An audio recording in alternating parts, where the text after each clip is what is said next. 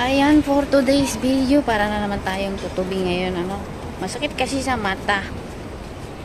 Hello, magandang tanghali. For today's video, tayo ngayon ay ano, parang tutubi na naman. Pupunta tayo sa, saan ba tayo pupunta? Labas. Para magkagala-gala. Kay nabobor yung na naman tayo, kaya maggala tayo para meron tayo may ma-premiere, ano. Kaya ayan. Actually, pupunta ako dun sa... Hindi kasi ako nakagala ng maayos kahapon. Kasi, kami ay nag-date. Nag-date kami ba? Nanood kami ng sine. Ang tagal kasi ang tagal na namin hindi nanonood ng sine. Kaya nanood kami ngayon kahapon. Kaya hindi ako nakapaggala-gala ng maayos. Pero ngayon, meron akong pupunta ako dun sa may, mga pre-love items. Kasi, mayroon akong kailangan at tayo akong bumili ng mahal. Punta tayo doon sa mga pre-love dresses, ganyan. Maghanap tayo doon ng mabibiling kakailanganin kong damit. So, mag-antay tayo ng bus. Ayun na tayo. Hindi pa yan yung bus ko. So, kita-kits ulit. Ala, umalis na yung bus ko. Charot. Hindi yan yung bus na sasakyan ko. Number 25 tayo ngayon. 25. Ayan na, parating na yata. Bibilisan ko lang. Ayan na nga yung bus 25. Pero mas pipiliin ko itong 137. Kasi sakto to sa eksakto to na bababa sa may mall mismo. Ito kasi sa kabila tatawid pa. Ito hindi. Diretso to sa mall.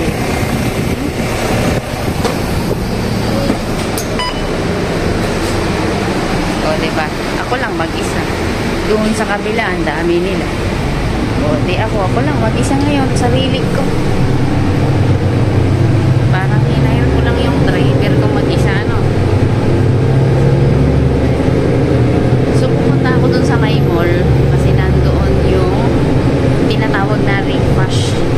So, yan yung mga nagtitinda ng mga pre-love items. Okay, hindi siya mahal. Mga tama lang ang presyo. May mga branded stuff din sila. So ako hindi ako nagbibili ng mamahalin at kung isang beses o dalawang beses ko lang naman siya gagamitin. Ba't pa tayo bibili ng mahal, diba? So magpaka-practical tayo. Hindi naman yun mga madumi, kaya hindi man yun ukay-ukay na galing sa ibang bansa. Dito lang mismo yan. At nililinis nila yan. Parang ini-steam nila ganyan. O, diba? Yung ganda-ganda kasi sarili. Uy, charot lang yun.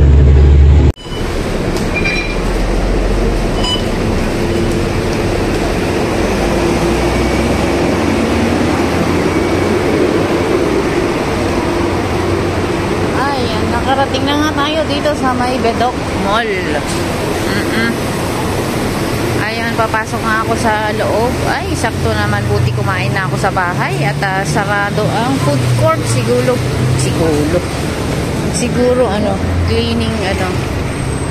cleaning session. Sarot. Schedule ng paglilinis para hindi daw madumi. Ganun dapat. Ang mga food courts talaga, meron talaga yan siya schedule na parang deep cleaning para malinis palagi. Ganyan. Chine-check nila yan. And minimake sure nila na it's always clean. Ganyan. O, nandito na nga tayo sa mall. Hindi tayo dito. May sale ang Watson. Pero wala naman tayong kailangan dyan. Kaya diretso na tayo sa ating patutunguhan. Straight to the point. Ika nga, charot. Ano na naman ang mga sinabsabi ko na naman dito. Ayan, so mga ganito nga dati, ito yung mga mga hilig ko lagi brand new ganyan, pero natuto na tayo ngayon. Kung isang beses o dalawang beses mo lang naman gagamitin, ay okay na yung mga pre-love. Kaya kasing ganda siya ng bago at mura pa, as in super mura.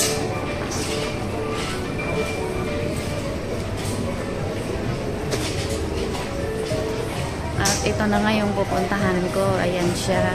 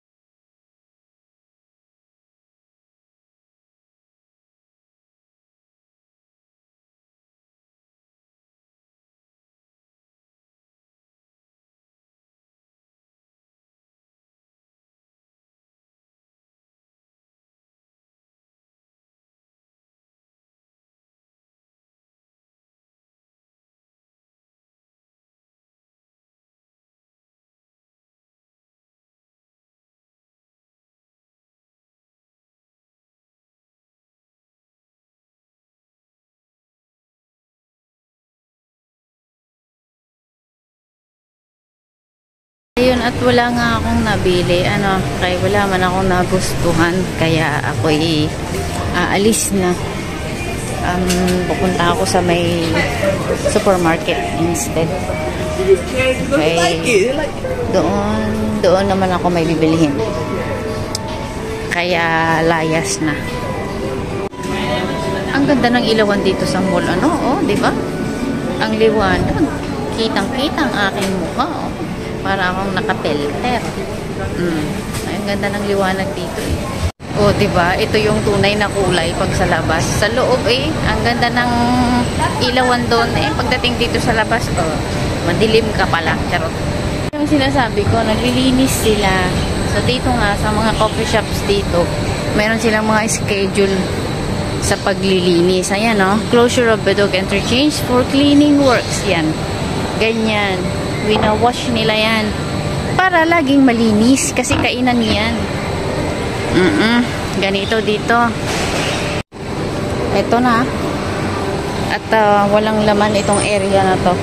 Minsan tong area na to may mga nagtitinda, mga pasamala, mga maliliit na shop, at mga nagtitinda sila ng kung ano-ano. Ganyan. Parang, alam mo yung palengke. Minsan, ngayon wala. I don't know why. Hindi ko rin inano yung mga schedules nila Pero dito minsan nakakabili ng mga magagandang mga mga mura at mga magagandang t-shirt, damit, ganyan, mga gadget. Hindi naman gadget, yung mga gamit sa gadgets. Ano ba pinagsasabi ko? Parang wala na naman ako sa sarili ko Ayan. Malayo-layo pa kasi yung lalakarin ko papuntang Fair Price. Papuntang supermarket. Ang daming durian at saka dragon fruit. $3 for $4. Ang dami.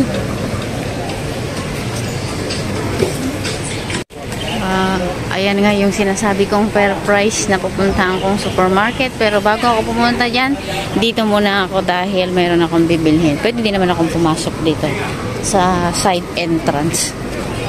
Ayan, at paambon na naman. Ang galing Ang galing ni auntie na all. Yung ganyang edad na kaya mo pang magbisikleta. Kapayong ka pa. So ayan, mayroon lang akong bibilhin dito sa banda dito. My favorite coffee. Kosong Siotay. Ayan na. Ang dami na namang durian.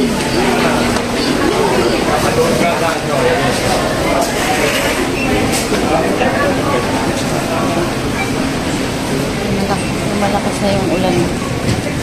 Tingnan mo, ang daming durian. Yung binalikan ko talaga yung durian. Ang tagal-tagal ko na hindi nakakakain ng durian. 4-4-10.